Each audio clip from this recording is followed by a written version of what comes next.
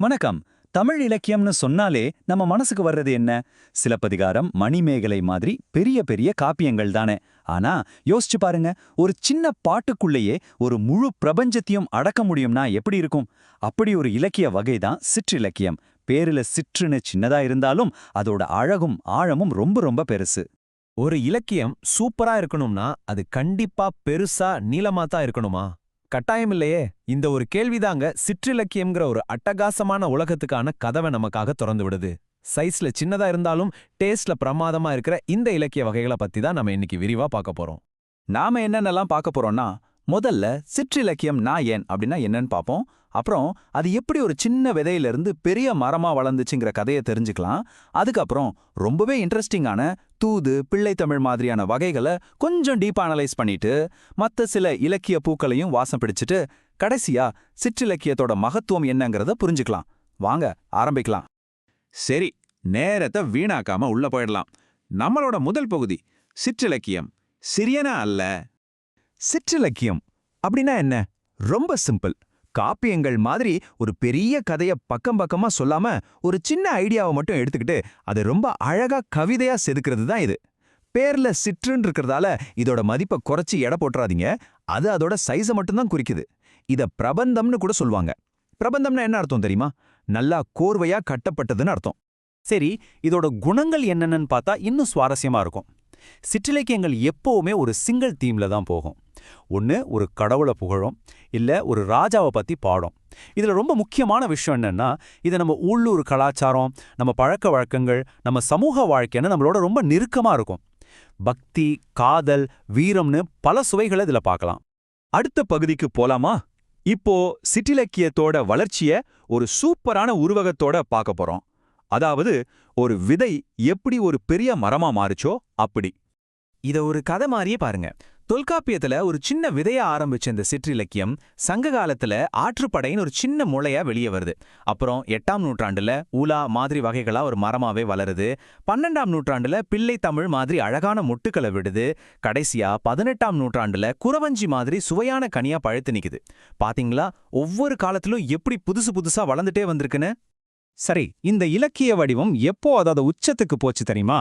நாயக்கர்கள் ஆட்சி செஞ்ச காலம், அதாவது 15ஆம் நூற்றாண்டுல இருந்து 17ஆம் நூற்றாண்டு வரைக்கும் தான் இதுக்கு பொற்காலம்.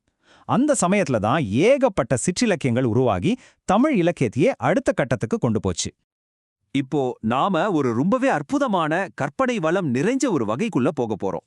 நம்மளோட 3வது பகுதி தூது, மேகமும் மணமும். தூதுங்கிற பேர்லயே இருக்கு.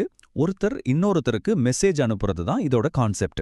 ஆனா இதுல ட்விஸ்ட் என்னன்னா, அந்த மெசேஜை யார்கிட்ட கொடுத்து அனுப்புறாங்கிறதுல தான் கவிஞரோட கற்பனை அப்படியே வானத்துல பறக்குது. யாரெல்லாம் மெசஞ்சரா போறாங்கன்னு பாருங்க.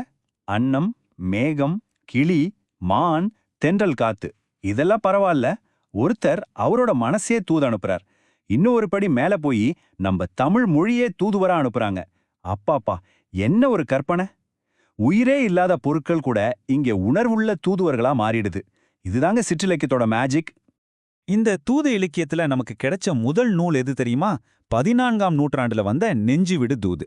இதை எழுதினது உமாபதி சிவாச்சாரியார். அவரு தன்னோட மனசையே, ஆமாங்க, அவரோட சொந்த மனசையே அவரோட குரு கிட்ட தூது அனுப்புற மாதிரி இந்த நூலை எழுதியிருக்கார்.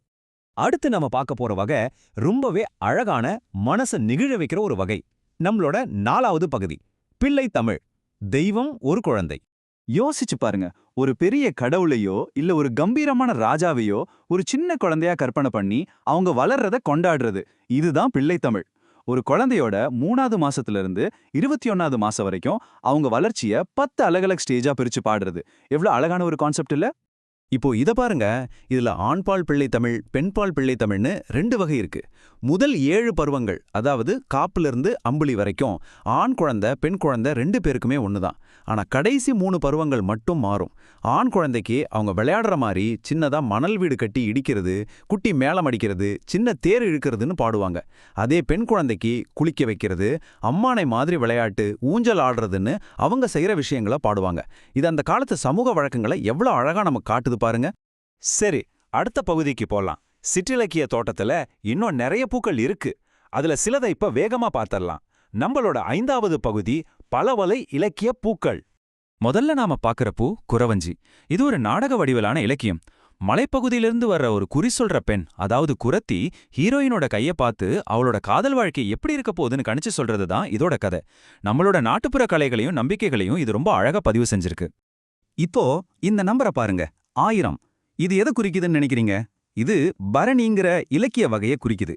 போர்க்களத்துல 1000 யானைகளை கொன்னு ஜெயிக்கிற ஒரு மாவீரனை புகழ்ந்து பாடுறது தான் பரணி. எவ்வளோ பிரம்மாண்டமான ஒரு கான்செப்ட் பாருங்க.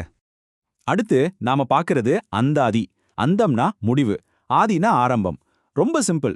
ஒரு பாட்டோட கடைசி வார்த்தை அடுத்த பாட்டோட முதல் வார்த்தையா வரும். ஒரு அழகான வார்த்தை சங்கிலி மாதிரி. இங்க பாருங்க, மண் திணிந்த நிலனும்னு முடியுது, அடுத்த வரி நிலன் ஏந்திய விசும்பும்னு தொடங்குது. இப்படியே போயிட்டே இருக்கும். கடைசியா நாம ஒரு முக்கியமான கட்டத்துக்கு வந்திருக்கோம். இந்த எல்லா இலக்கிய வடிவங்களோட மகத்துவத்தை பத்தி பேச போறோம். நம்மளோட 6வது பகுதி, சிற்றிலக்கியத்தின் சிறப்பு. சரி, இதெல்லாம் ஏன் இவ்ளோ முக்கியம்? ஏன்னா இந்த சிற்றிலக்கியங்கள் அந்தந்த காலத்தோட வரலாறு, கலாச்சாரம், சமூக வாழ்க்கைன்னு எல்லாத்தையும் நமக்கு ஒரு கண்ணாடி மாதிரி காட்டுது. அது மட்டும் இல்லாம கவிஞர்களோட கற்பனை திறனுக்கு இது ஒரு பெரிய பிளே கிரவுண்ட் மாதிரி. அப்போ இருந்த பழக்க வழக்கங்கள், நம்பிக்கைகள் எல்லாத்தையும் நம்ம இது மூலமா தெரிஞ்சுக்கலாம். ரொம்ப முக்கியமா, ஒரு இலக்கியத்தோட பெருமை அதோட சைஸ்ல இல்ல, அதோட உள்ளடக்கத்துல தான் இருக்குங்கிறத இது நமக்கு அடிச்சு சொல்லுது. சிற்றிலக்கியத்தோட மொத்த சாரத்தையும் ஒரே வரியில சொல்லணும்னா இப்படி சொல்லலாம்: அளவில் சிறியதாக இருந்தாலும் சுவையில் பெரியவை. இது கொடுக்கிற இலக்கிய அனுபவமும் வரலாற்று தகவல்களும் உண்மையிலே ரொம்ப ரொம்ப பெரியது. கடைசியா இந்த ஒரு கேள்வியோட நான் உங்களை விட்டுச் செல்கிறேன்.